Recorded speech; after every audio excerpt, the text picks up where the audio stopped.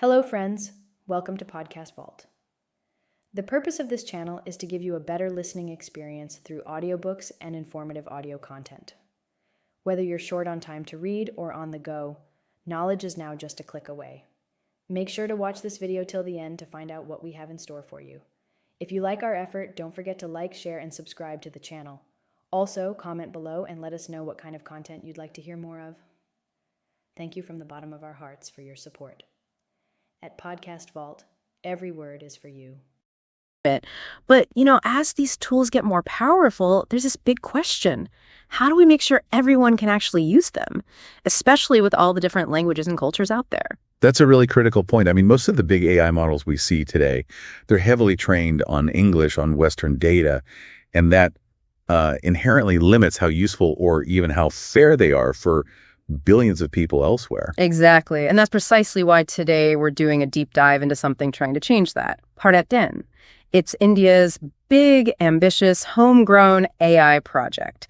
We've been digging through quite a stack of sources, official reports, research papers, lots of articles on the details. Yeah, and our mission here is really to cut through the noise. We want to unpack what Bharat Gen actually is and understand why people are calling it, potentially revolutionary for India. We'll look at how it might actually impact everyday life. And also, let's be honest, look at the big hurdles it faces. Right. Think of this as your shortcut to understanding something that could really change how, over 1 billion people interact with tech, with government. So let's jump in. Okay, so let's start right there.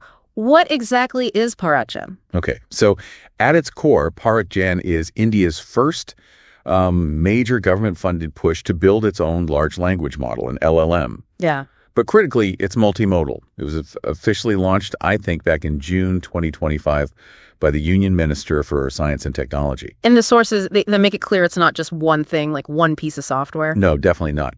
It's better to think of it as a whole suite of generative AI tech, foundational models too. And what's really interesting is how it's specifically being tailored for India's, unique landscape, the languages, the culture. IIT Bombay is leading the charge through their TIH Foundation. That's a key government tech hub for AI focused on people. But they're not alone. It's this big consortium, IIT Hyderabad, IIT Madras, IIT Kanpur, even IIM Indore, all backed by the Department of Science and Technology. Wow. Yeah, the scale of that academic collaboration is quite something. Okay, let's break down some of those tech bits. You said multimodal. What does that really mean for Bharat Gen? Why is that such a big deal here? Right, multimodal is key. It means the AI isn't just stuck dealing with text. It pulls together text, audio, specifically speech, understanding spoken language, and even images. So it could, understand me talking, look at a photo, read some text, maybe all at once. That's the idea. It's designed to understand and generate content based on all these different types of information together. And that's crucial, right? Because think about how people interact in India, especially outside the big cities. It's often voice, maybe visuals, not just typing things out. And this links straight into maybe its most important feature, languages. Which, for a country like India, sounds, groundbreaking. It really is. The sources all stress this robust multilingual support. We're talking all 22 official Indian languages, but it goes deeper. They're aiming to include regional dialects too. That's huge. Yeah. It's a massive shift away from AI that only gets English or maybe a few other big global languages. It opens the door for, millions who don't really use English online. And I saw something in the sources about it being open source. Is that right? Yes. That's core principle. The plan is to release the foundational models, the data sets, the tools, all publicly. It's strategic. It's meant to spark innovation, get researchers, developers, startups all across India building on this platform instead of everyone reinventing the wheel. And this is all running on data that's specifically Indian. Exactly. That's the Bharat Data Sagar initiative. It's this focused effort to collect and curate data directly from Indian contexts. So local languages as people actually speak and write them, the cultural nuances, the things people actually need. The whole point is to train these models on stuff that's truly relevant to India, avoiding those biases or just, the irrelevance you get from global data sets that don't understand India. So it might actually understand, say, Indian English or maybe a regional phrase where a generic model would just get confused. Precisely. It's about building an AI that genuinely gets India. And the sources also mentioned this, intention to build it ethically, inclusively, right from the start, aiming for responsible AI that fits with Indian values. Okay, so we've got the tech, the approach. Now, the big question, so what?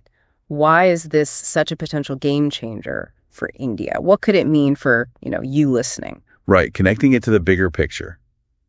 The impact could be really transformative. First off, it tackles India's sheer diversity head on, especially linguistic diversity. You've got 22 official languages, hundreds of dialects. Relying only on English tech leaves so many people out, it creates this huge digital divide. Bharat Gen aims squarely at bridging that gap, making AI services usable for millions who don't primarily speak English, reaching far beyond the cities. Yeah, that feels less like just another AI model and more like, well, a tool for national inclusion. It absolutely is. And it's not just about direct translation. By building in Indian cultural context, the AI becomes culturally relevant. It could potentially understand local idioms, references to festivals, history stuff. Global models just miss. It makes the interaction feel more natural, more trustworthy. Okay, so how might people actually feel that impact, like in their day-to-day lives? Well, think about public services, government websites, e-governance portals, systems for getting help or filing complaints. Imagine those interacting with you in your own language, using voice or text, like using CPG-grams, the government's grievance system, just by speaking your problem in, say, Marathi or Tamil. That would be huge for accessibility. Exactly. It could dramatically boost accessibility and engagement, especially for people who aren't comfortable with complex digital forms or English. And the sources flag specific areas too, right? Like healthcare, education. Yes, prime examples. Healthcare. Picture a virtual assistant or a telemedicine service communicating with someone in, Malayalam or Bhojpuri. That builds trust, gets vital health info to remote areas. Education. Imagine personalized tutoring delivered in a student's mother tongue. That could help bridge learning gaps, support the goals of the National Education Policy, which really emphasizes local languages. Even agriculture, thinking voice-based AI, giving farmers advice on crops or weather in their specific dialect. It really sounds like it could make essential services feel much more local, more responsive. And there was a strategic element mentioned too. Oh, a huge strategic element. Yeah. Data sovereignty. By developing AI in India, trained on Indian data, the whole project cuts down reliance on foreign AI systems. This helps keep sensitive data, national data, personal data within the country. That lines up with laws like the Digital Personal Data Protection Act. It's pretty vital for tech self-reliance, even national security. Yeah, that ties right into that Atmanirbhar Bharat idea, the self-reliant India vision. It totally embodies that. It's about building and scaling AI solutions by India for India's specific needs, not just, importing generic stuff. And what's really interesting is how this could also position India as a leader, maybe, in ethical, inclusive, multilingual AI globally. They might even provide a blueprint or export solutions to other diverse countries facing similar challenges. And of course, it helps build up India's own AI research scene, attract talent, investment. That vision is incredibly powerful, transforming access, making things relevant, boosting sovereignty. But okay, building something this complex for a country the size and diversity of India, there have got to be major challenges. What did the sources say about the hurdles? Oh yeah, the sources were very clear about the obstacles. A really big one is data scarcity. I mean, yes, they have the Bharat Data Sagar initiative, but actually gathering enough good quality digital data text, audio, images for every single Indian language and dialect, that's a monumental task. Some languages just don't have much of a digital footprint yet. Right, so just building the basic data is hurdle number one. Absolutely. And then there's the challenge of actually rolling it out, implementation at scale, getting this tech working and accessible in remote areas, underserved regions.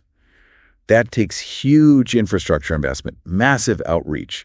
It's way beyond just building the AI models. And keeping up, AI moves so incredibly fast globally. That's another major one. To stay relevant, Bharat Gen has to constantly innovate, keep pace with global breakthroughs in AI. And that's tough when you're up against these incredibly well-funded global tech giants. Plus, there's the challenge of attracting and keeping top AI talent in India. They're in demand everywhere. And the funding itself. You mentioned the global giants. How does the budget stack up?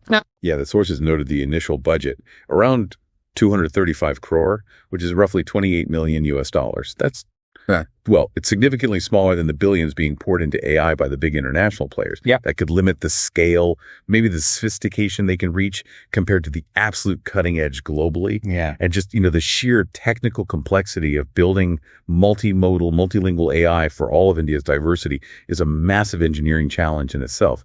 Plus, the sources mentioned the ongoing challenge of ethical oversight and making sure the outputs aren't biased, which is super complex across so many cultures and languages. Okay, so definite challenges: data, scaling, keeping pace, funding, ethics. Looking ahead then, what's the plan? What's the roadmap for Bharat Gen? Well, they do have a pretty clear roadmap laid out, running through 2026, and then a longer view towards 2030. Yeah. In the short term, so up to 2026, the focus is really on getting those foundational models deployed in the key sectors. We talked about government, health, education.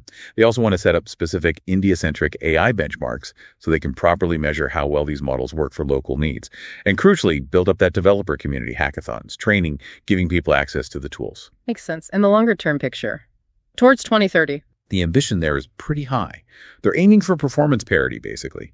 Being as good as the leading global AI models. They also want to figure out commercially viable business models for this tech, and even look at expanding internationally, maybe serving other multilingual markets. Some sources see this whole initiative as potentially a blueprint, for other countries wanting to build their own sovereign AI that really reflects their own culture and languages. And the recommendations also point towards needing potentially more funding down the line, stronger ties with the private sector in India, a solid regulatory framework, and more international collaboration. This whole deep dive into Bharat Gen, it really paints a fascinating picture, doesn't it? How advanced AI is being consciously shaped and molded to fit, well, the specific needs and incredible diversity of one nation, rather than just accepting a one-size-fits-all global model. Absolutely. Bharat Gen feels like a pioneering effort. It could really redefine how India approaches AI. It's a pretty pivotal moment, aiming not just to build AI, but to build AI that can genuinely, bridge that digital divide, empower people with services in their own language, and maybe even establish India as a leader in developing ethical, inclusive, multilingual AI globally. Its success or failure will be really crucial for India's whole digital transformation journey and, frankly, its socioeconomic progress. So we've unpacked what Bharat Gen is, looked at its huge potential impact on daily life and services in India, and faced up to the very real, significant challenges ahead. And thinking about building AI this way, from the ground up to really reflect specific languages and cultures, it does raise an interesting question, doesn't it? Could this approach, developed in India, start to influence how other countries build their own AI? Or could it even challenge or change how the good global AI models get trained in the future, pushing them to be more genuinely inclusive of all the world's languages and cultures? Something for you to ponder.